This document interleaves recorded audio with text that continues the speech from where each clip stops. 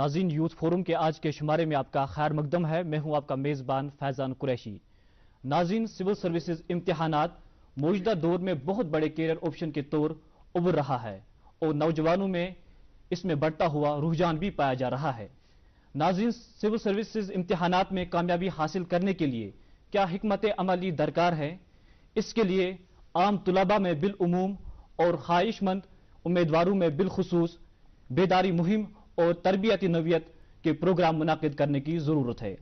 नाज़रीन, जुम्मू कश्मीर में हर साल हजारों की तादाद में तुलबा JKAS इम्तिहान में कामयाबी हासिल करने का ख्वाब देखते हैं, लेकिन बहुत कम उम्मीदवारों का यह ख्वाब शर्मिंदाए ताबीर हो जाता है। नाज़रीन, आज का हमारा मौजू भी इसी हवाले से है, यानी सिविल सर्विसेज इम्तिहानात, रुझानात और मुश्किलात। नाज़रीन, आज के शुमारे में हमने वादी के चंद JKAS ऑफिसर्स को मदऊ किया है ताकि वो अपने तजुर्बात की रोशनी में हमारे जो एस्पिरेंट्स है उनकी रहबरी और रहनुमाई कर सके। आज के जो हमारे मेहमानान हैं, सबसे पहले आपको उनका तारुफ कराते हैं। मेरे दाएं जानिब है आप है महराज वानी, आप प्रोजेक्ट मैनेजर है DIC बांडीपोरा में। आप है सहील इकबाल, आप डिप्टी SP है गांधरबल में। मेरे दाएं जानिब है डॉक्टर रासिक पीरजादा, आपने हाल ही में KS का एग्जाम क्वालिफाई किया है। और आप है Ejaz Hussain Malik, state taxes officer. मैं आप सभी मेहमानों का आज के यूथ फोरम के शुमारे में दिल की अमीर गहराइयों से खुश आमदीद करता हूं। थैंक यू जी महराज साहब, सबसे पहले मैं आपसे जानना चाहूंगा, जो ये JKAS का एग्जाम होता है, इस हवाले से हमारे नाज़रीन को जानकारी दे दीजिए। इसमें कितने मरहल होते हैं, उस हवाले से हमारे जो एस्पिरेंट्स है उन्हें आगाह कर दीजिए। इस एग्जाम में 3 मरहले होते हैं। पहला मरहला आपका होता है प्लम्स एग्जामिनेशन, और दूसरा होता है आपका मेंस एग्जामिनेशन, और तीसरा होता है आपका इंटरव्यू एग्जामिनेशन। इसमें जो आपका प्लम्स होता है एग्जाम, ये ऑब्जेक्टिव टाइप होता है जी। और इसमें 2 पेपर्स होते हैं। एक आपका होता है जनरल स्टडीज और दूसरा होता है आपका CSAT। जनरल स्टडीज में टोटल 100 सवाल पूछे जाते हैं जी। हर एक सवाल के 2 नंबर होते हैं और इसी पे मेरिट डिसाइड होता है 200 नंबर से।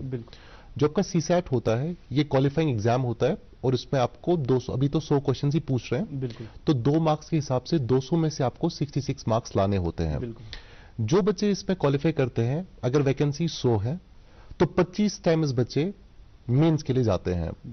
और मेंस आपका सब्जेक्टिव टाइप होता है, जिसमें जनरल स्टडीज के 4 पेपर्स होते हैं और हर एक पेपर के 250 नंबर होते हैं, वो 1000 नंबर बन जाते हैं। आपका इसमें ऐसे पेपर होता है 250 नंबर का। आपका एक ऑप्शनल चुनना होता है, जो उसमें हम आगे भी बात करेंगे प्रोग्राम में। उसमें 2 पेपर्स होते हैं 250 नंबर के, तो वो हो गए 500 नंबर।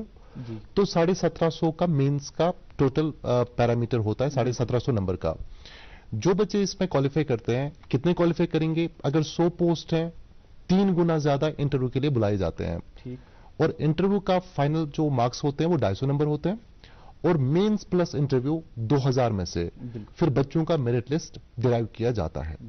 ये इस एग्जाम के 3 मरहले हैं। जी जी जी सहील साहब, मैं आपसे जानना चाहूंगा, अभी ये हमें आगाह कर रहे थे, जो ये एग्जाम होते हैं इसमें 3 मराहल होते हैं। सबसे पहले जो मरहला होता है वो प्रीलिम्स का होता है। आप हमारे जो एस्पिरेंट्स हैं उनके लिए ये जानकारी दे दीजिए, किस तरह से वो इस एग्जाम के लिए प्रिपेयर करें, किन किताबों का उन्हें मुताला करने की जरूरत है। बिल्कुल, एब्सोल्युटली। जो ये पूरा एग्जाम है, इसको आप अलग से नहीं पढ़ सकते कि पहले मैं प्रीलिम्स की तैयारी करता हूं, फिर मेंस की तैयारी करूंगा, फिर इंटरव्यू की। It's a wholesome process. तो जब आपको एग्जाम की तैयारी करनी है, आपको ये सोच के ही चलना है कि one day I am going to appear in the interview. पहले आपका माइंडसेट वैसा होना चाहिए। उसके बाद जैसे कि महराज साहब ने ऑलरेडी कहा कि प्रीलिम्स की जो स्टडी है, वहां पे आपको ऑब्जेक्टिव टाइप क्वेश्चंस आएंगे, मेंस में आपको डिस्क्रिप्टिव टाइप क्वेश्चंस आएंगे। सो यहाँ पे when you study a book, अगर आपको कोई भी किताब पढ़नी है, जैसे हम पॉलिटी की एग्जांपल ले लेंगे।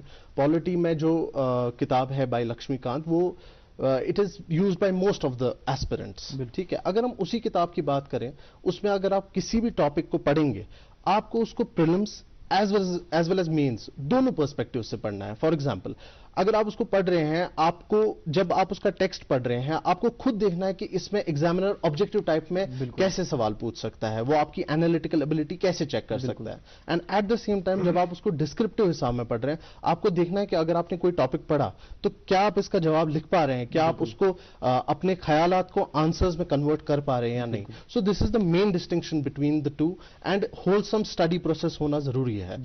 Not only prelims and mains, but at the same time पढ़ाई करते हुए ही अगर आप सोचेंगे कि if tomorrow I am asked this question in the interview, तो उसमें मैं कैसे उसका जवाब दूंगा।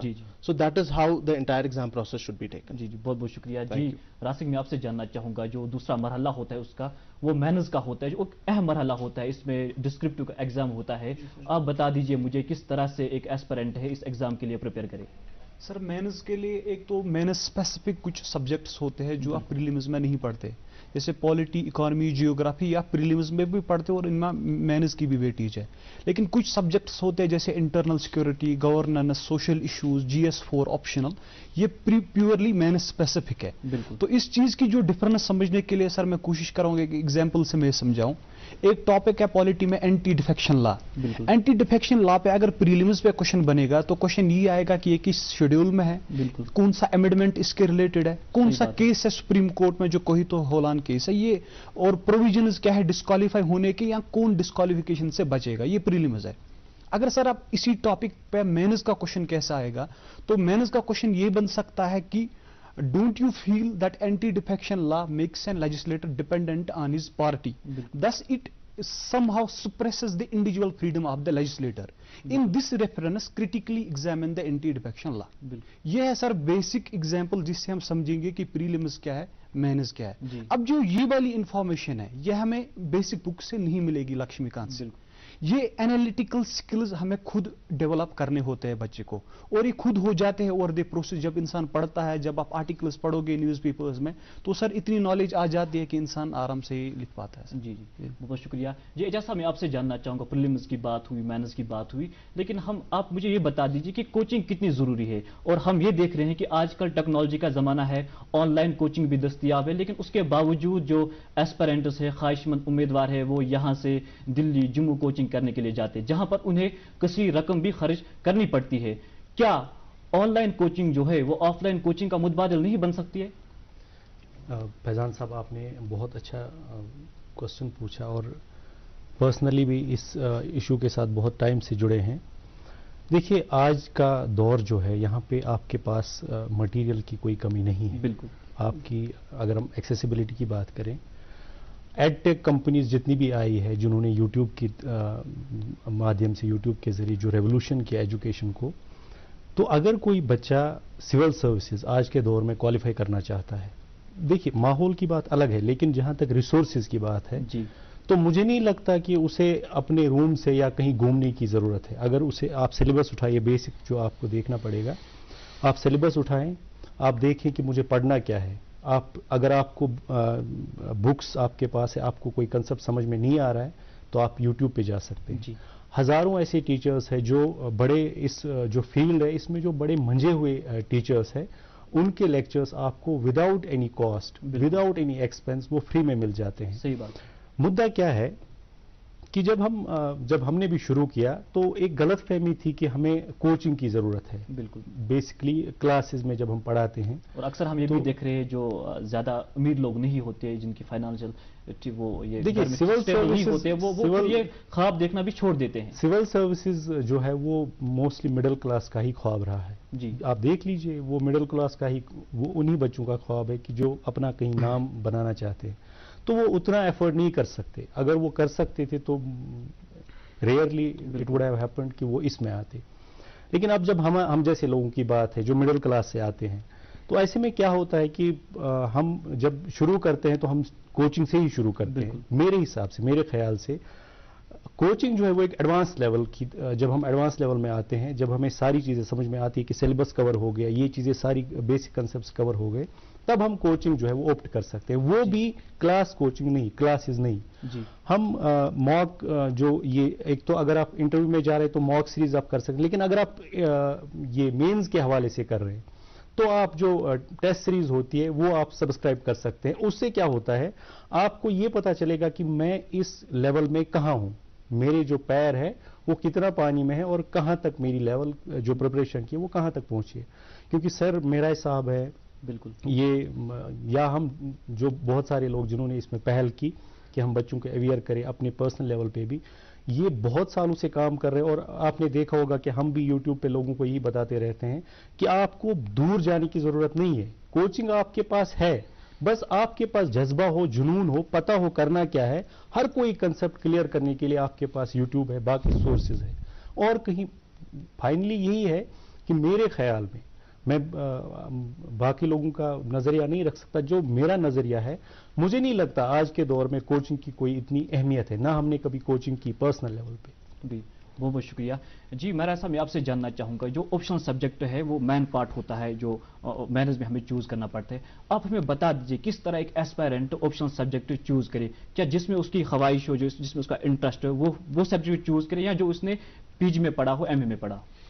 देखिए फैजान साहब, जो हमारा ऑप्शनल सब्जेक्ट है, ये इस प्रिपरेशन में पहले 1200 नंबर होते थे। बिल्कुल। जब हमने एग्जाम दिया था तब 2 ऑप्शनल्स होते थे और उसमें 1200 नंबर होते थे 2 ऑप्शंस में। जब से स्कीम चेंज हो गई, चाहे यूपीएससी में चाहे केएस में, अब दोनों एग्जाम सेम पैटर्न पे चलते हैं।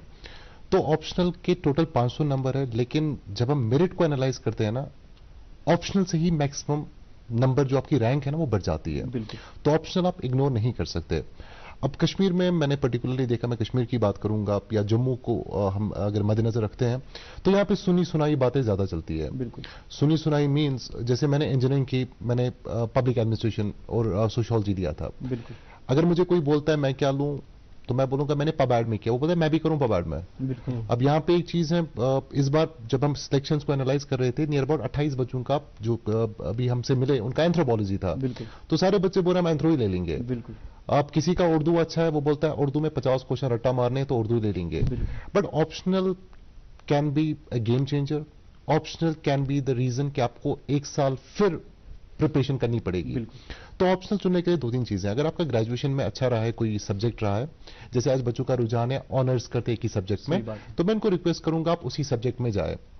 कुछ बच्चे होते हैं जो टेक्निकल बैकग्राउंड से होते हैं, कोई डॉक्टर है, कोई इंजीनियर है, कोई मैनेजमेंट से है, तो वहां पे बहुत सारे जो बच्चे हैं वो सामने नहीं आते हैं। बिल्कुल सही बात। तो उनको चाहिए कि वो ऑप्शनल का लिस्ट उठा ले। मैं नहीं बोलूंगा वो टिक क्रॉस कर ले, पहले वो निकाले वो ऑप्शनल जो वो ले नहीं सकते। बिल्कुल। जैसे if I am coming from engineering background, तो मैं जूलॉजी ले नहीं पाऊंगा, मैं बॉटनी ले नहीं पाऊंगा।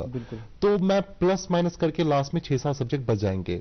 आपका हिस्ट्री है, हर कोई ले पाता है, कोई भी बैकग्राउंड से हो, आपका ज्योग्राफी है, आपका इकोनॉमी है, फिलॉसफी है, एंथ्रोपोलॉजी है, सोशियोलॉजी है, पब्लिक एडमिनिस्ट्रेशन है, लिटरेचर है। तो जब भी बच्चा इन ऑप्शनल्स को चुने, पहले एक काम करें, सिलेबस देख लें, उसके बाद कम से कम 5 साल के पेपर उठा ले एक बार। बिल्कुल। उनको कुछ नहीं आएगा, बट वो अपना एक कॉम्पिटेंस देखेंगे, अगर मैं पढ़ूंगा can I answer the questions then कि नहीं। बिल्कुल। जब उनको 5 साल का पेपर पढ़ लिया अच्छे से, सिलेबस 2-3 बार पढ़ ले, किताबें भी नहीं लानी है। बिल्कुल। उसके बाद किसी मेंटोर से बात करें, ताकि हमें यह भी देखना है कि क्या इसके लिए आपको गाइडेंस अवेलेबल है। कोचिंग नहीं, गाइडेंस की बात कर रहा हूं। क्या इसके लिए हमारे पास मटेरियल अवेलेबल है कि नहीं। ये पैरामीटर्स देख के फिर वो एक ऑप्शनल चुन सकता है। ये नहीं मैंने ये लिया, सहील साहब ने ये लिया, इजाज साहब ने, रासिक साहब ने ये लिया, तो मैं भी इसी में करूंगा। ये सुनी सुनाई बातों पे अमल नहीं करनी है।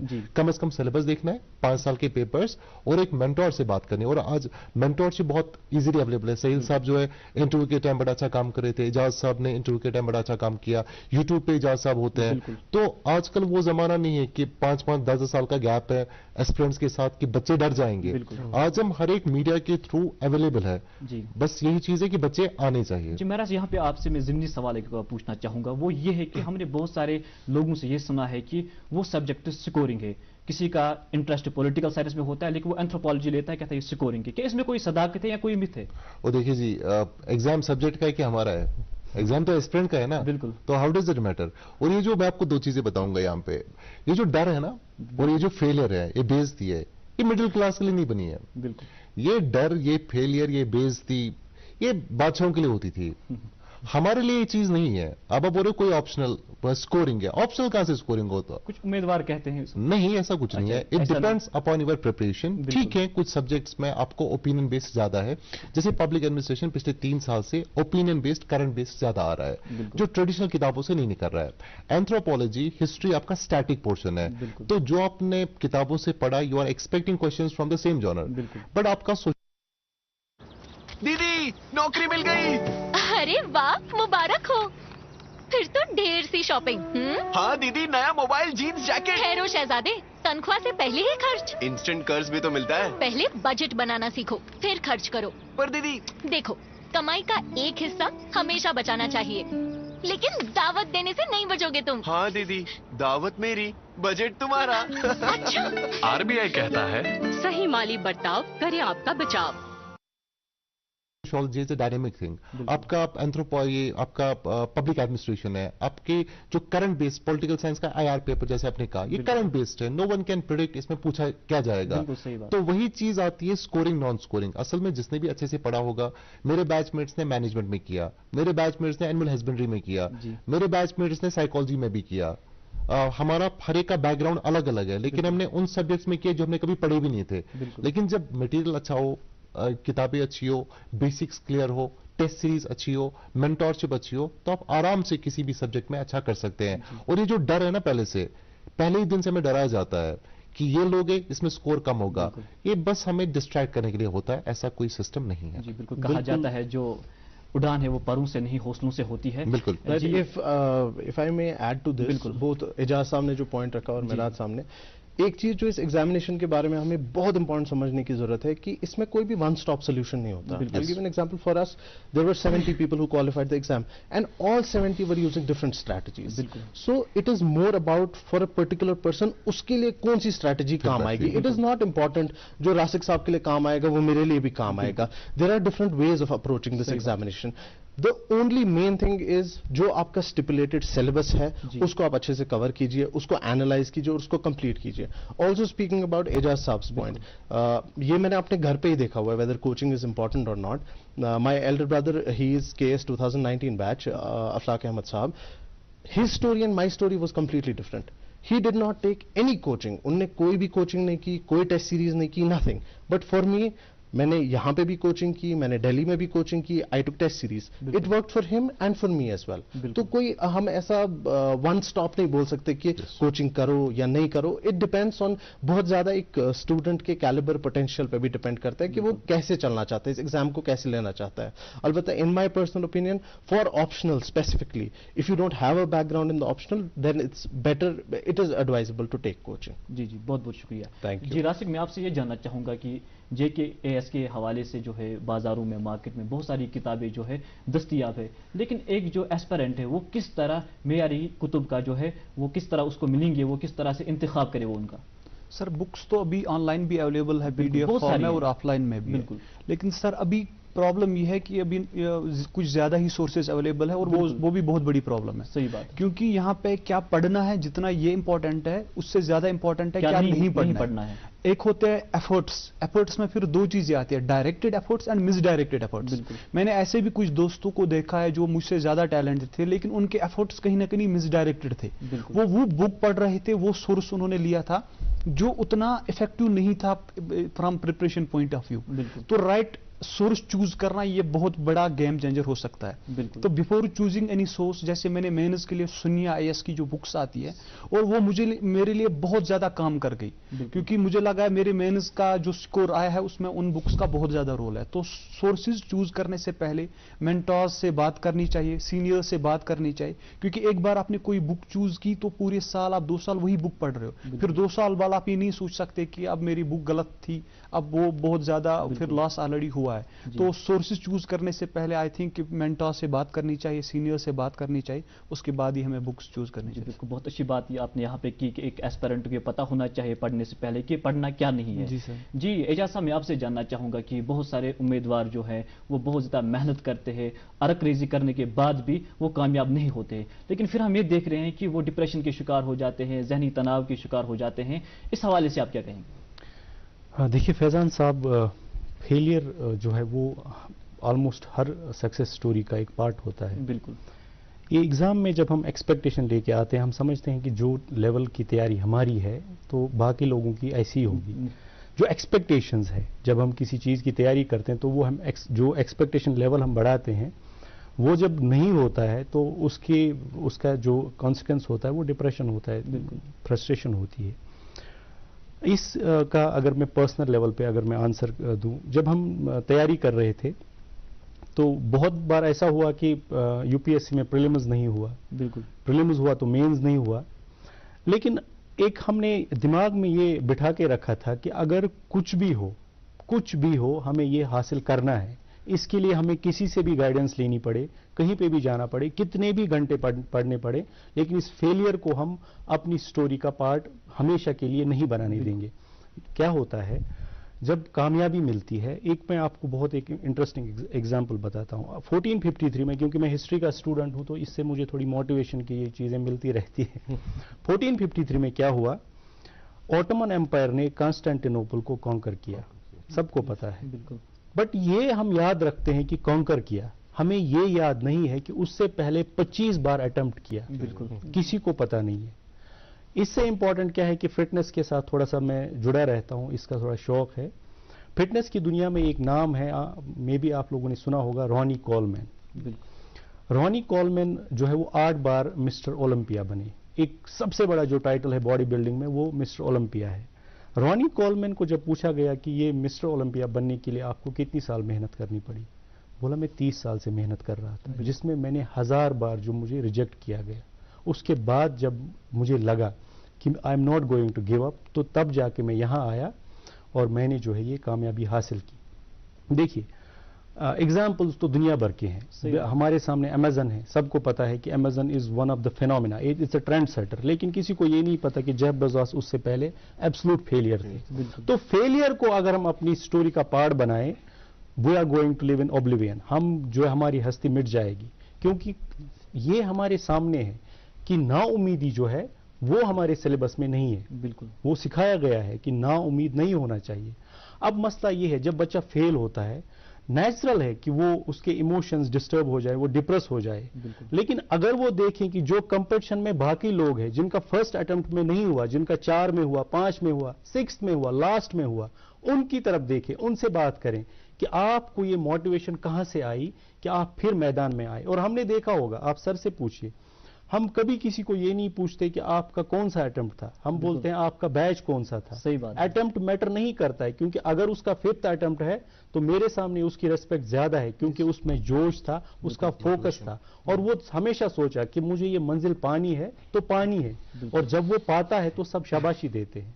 फेलियर कोई याद नहीं रखता, और उसे खुद भी वो फेलियर जो है ज्यादा देर तक याद नहीं रहता। जी बिल्कुल, फेलियर की वजह से जो एस्पिरेंट उसके हौसले पस्त नहीं होने चाहिए। जैसे अल्लामा इकबाल फरमाते हैं कि अगर खो गया एक नशे मन तो क्या गम, मुकामाते आहो फुगा और भी है, तू शाही है परवाज है काम तेरा, तेरे सामने आसमां और भी है। और एक शायर का शेर है कि तुंदिए बादे मुखालिफ से न घबरा ए उकाब, ये तो चलती है तुझे ऊंचा उड़ाने के लिए। बिल्कुल, जी मेरा साहब, मैं आपसे जानना चाहूंगा कि जो इंटरव्यू होता है यानी पर्सनालिटी टेस्ट होता है JKAS एग्जाम में, उसमें जो प्रीलिम्स और मेंस का एग्जाम होता है उसमें इंफॉर्मेशन और नॉलेज का टेस्ट किया जाता है। लेकिन जो अब इंटरव्यू होता है, इंटरव्यू में हमने ये देखा है कि उसमें जो इंसान की इंटेलिजेंस का चेक किया जाता है, पर्सनैलिटी का चेक किया जाता है। लेकिन कुछ एस्पिरेंट जो है वो उस वक्त भी किताबों का मुताला करते हैं, तो किस तरह से वो पर्सनैलिटी टेस्ट जो है उसके लिए प्रिपरेशन करें? देखिए फैजान साहब, जैसे सेल साहब ने पहले ही बोला आपको, it is a holistic complete preparation. बिल्कुल, आपका प्लम्स, मेंस, इंटरव्यू हम इनको सेग्रीगेट होते हुए देखते ही नहीं है। बिल्कुल, जब भी आप कोई चीज पढ़ते हैं, देखिए जी आपका प्लम्स क्वालिफाई हो गया, 25-30 हज़ार बच्चों ने फॉर्म भरा था, आप उसमें बाहर आए, तो आपका फैक्चुअल नॉलेज चेक हो गया। बिल्कुल, मेंस में आपका एनालिटिकल पार्ट चेक हो गया। तो पर्सनालिटी में अगर आपको 10 सवाल नहीं भी आते, कोई फर्क नहीं पड़ता उससे, क्योंकि ऑलरेडी आपका जो नॉलेज पार्ट है वो आपके 2 मरहलों में चेक हुआ है। तो इंपॉर्टेंट पर्सनालिटी में ये देखा जाता है कि आपका जो रुझान है चीजों का, प्रॉब्लम सॉल्विंग का, आपका एटीट्यूड क्या है, आप किस तरह से चीजों को देखते हो, आपका विजन क्या है, वो चेक किया जाता है। लैंग्वेज से कोई फर्क नहीं पड़ता। देखिए जी, मैंने गवर्नमेंट स्कूल से पढ़ा है, तो मुझे अंग्रेजी ज्यादा नहीं आती है, तो उससे मेरे इंटरव्यू पे कोई फर्क नहीं पड़ेगा। You should be able to just comprehend the process, और अपने थॉट्स को आप क्लियरली इंटरव्यू पैनल को बता पाए, दैट्स वेरी इंपॉर्टेंट। और इसके लिए सबसे इंपॉर्टेंट चीज जो है, आपने चूंकि पर्टिकुलर इंटरव्यू का पूछा, तो मैं बोलूंगा न्यूज़पेपर इज वेरी इंपॉर्टेंट। देखिए जी, न्यूज़पेपर जो है ना, ये अखबार सिंपल अखबार नहीं है। हम टैक्स पेयर्स होते हैं गवर्नमेंट के, हमारा जो भी पैसा है वो सरकार खर्च करती है, और उसकी इंफॉर्मेशन हम तक पहुंचाती है, because we are living in the society of good governance. तो पर्टिकुलरली JNK में, दिल्ली में जब हम बैठे थे, तो दिल्ली में 7:30 बजे सुबह अखबार आता है, हम पहले अखबार से ही शुरुआत करते थे दिन की। लेकिन कश्मीर में पर्टिकुलरली मैंने देखा लोगों ने न्यूज़पेपर पढ़ना छोड़ दिया है, और इंटरव्यू के टाइम पे वो 1 साल का करंट अफेयर्स मगअप करते हैं, और जब इंटरव्यू वाले किसी टॉपिक को पकड़ते हैं ना, they are not in a position to give right answers, क्योंकि एक क्रैम नॉलेज होती है। अब न्यूज़पेपर जो है वो प्रीलिम्स और मेंस और इंटरव्यू तीनों के लिए इंपॉर्टेंट है। और जब आप न्यूज़पेपर पढ़ते हैं उस पर एडिटोरियल पेज आते हैं, उससे आपका एनालिटिकल एबिलिटी, थिंकिंग एबिलिटी बढ़ जाती है। आप दुनिया से कनेक्ट रहते हो। जैसे अभी तुर्की में ज़लज़ला आया तो न्यूज़पेपर आपको ये बताएगा अर्थक्वेक क्या होता है, पहले कब आया था, 1939 में क्या हुआ था, 2022 का क्यों डिफरेंट है, रिक्टर स्केल पे क्या है, हिमालयाज में क्या हुआ, इंडिया कहां पे आता है, हमारी प्रिपरेशन क्या है, डिजास्टर एक्ट क्या है। तो न्यूज़पेपर आपको ट्रेडिशनल सब्जेक्ट्स को भी टच देता है और आपके जो करंट का पोर्शन है वो भी कवर कर देता है।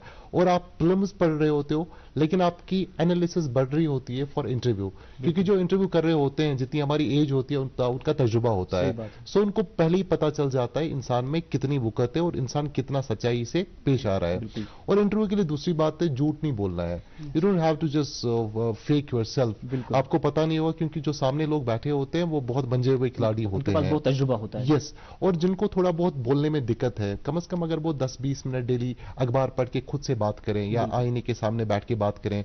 या एक और प्रॉब्लम भी है, हम जब सिविल सर्विस प्रिपरेशन में आ जाते हैं हम पहले दिन फैमिली छोड़ देते हैं, सोसाइटी छोड़ देते हैं। मैं बोलता हूं पढ़ाई सिर्फ 6 घंटे की है पर दिन, 24-24 घंटे कोई नहीं पढ़ता है। 6 घंटे पर दिन कंसिस्टेंसी फॉर 1 ईयर, उसके बाद सिर्फ रिविजन है। और जब आप सोसाइटी के साथ पहले से ही दूर जा रहे हो तो कल को अफसर बन के आपको सोसाइटी में एलियन समझा जाएगा। तो आप अपनी सोसाइटी में अपने जो अच्छे दोस्त हैं, जो रीडर्स ग्रुप हम बनाते हैं, तो वहां उनके साथ बैठें, फिर जो मुद्दे उठते हैं उन पे चर्चा करें, तो आपका जो एक कॉन्फिडेंस लेवल है वो भी बिल्डअप हो जाएगा। कहीं पे दिक्कत होगी लैंग्वेज में वो भी दूर हो जाएगी, और कहीं पे आप उनसे सीखोगे वो आपसे सीखेंगे। सो ग्रुप्स आर वेरी इंपॉर्टेंट, जो प्रीलिम्स और इंटरव्यू तक आपको साथ देंगे। जी बहुत खूब। जी मैं आपसे जानना चाहूंगा कि हमने कुछ एस्पिरेंट्स देखे हैं जो ओवर कॉन्फिडेंट होते हैं और इंटरव्यू में ड्रॉप हो जाते हैं, कुछ लोग नर्वस हो जाते हैं वो भी ड्रॉप हो जाते हैं। तो किन चीज़ों का ख्याल रखने की जरूरत है एक एस्पिरेंट को इंटरव्यू देते वक्त? ख्याल रखने से पहले एक बहुत इंपॉर्टेंट चीज़, क्योंकि ये बहुत अच्छा फोरम है जहां से हम पब्लिक को इस बारे में एजुकेट कर सकते हैं, कि जो फाइनल सिलेक्शन होता है उसमें 1800 marks are from the mains examination and only 250 marks are from interview. ठीक है, so it is not necessary कि अगर आप इंटरव्यू में टॉपर है फिर भी आप सिलेक्ट होंगे, या आप इंटरव्यू में लास्ट है फिर भी सिलेक्ट होंगे। ठीक है, so your mains carries the maximum weightage, that is the first thing. बिल्कुल। सेकंड थिंग इज जो आपने कहा इंटरव्यू के बारे में, first and foremost the thing is that आप इंटरव्यू को as a question answer round लेना बंद करें।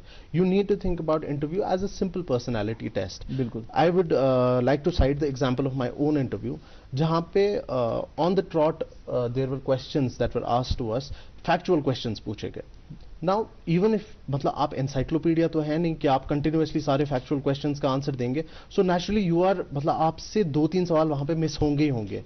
It is at these times कि आप अपने आप को कैसे संभालेंगे, आप कैसे वहां पे बोलेंगे I am extremely sorry I don't know the answer to this question, वहां पे आप कैसे खुद को संभालते हैं वो आपका इंटरव्यू ज्यादा डिफाइन करता है। So you have to be prepared for that rather than आप नॉलेज क्रैम अप करें और फिर वो वहां पे सिर्फ बोलते जाए। जी बहुत बहुत शुक्रिया। राशिक, मैं आपसे जानना चाहूँ, हमारे पास वक्त की कमी भी है, तो आपने हाल ही में इंटरव्यू फेस किया, तो किस तरह के सवाल वहां पर पूछे जाते हैं? सर इंटरव्यू पे अगर आप कॉन्फिडेंट हो तो with due respect to the all the panel जो वहां पे बोर्ड मेंबर्स थे जिन्होंने मेरा इंटरव्यू लिया, मुझे लगता है मैंने 80% अपना इंटरव्यू खुद डिसाइड किया वहां पे। द रीजन बीइंग कि मुझसे एक क्वेश्चन पूछा गया था कि why USA failed in Afghanistan, तो मैंने जब वहां उसके रीजन मेंशन किए, एक रीजन मैंने वहां पे मेंशन ये किया था कि USA completely ignored other stake holders in the Afghanistan and they relied completely on few countries like Pakistan. तो जब मैंने वहां पे वो मेंशन किया तो क्वेश्चन वहीं पे आया था, don't you think India's foreign policy in Afghanistan was a failure?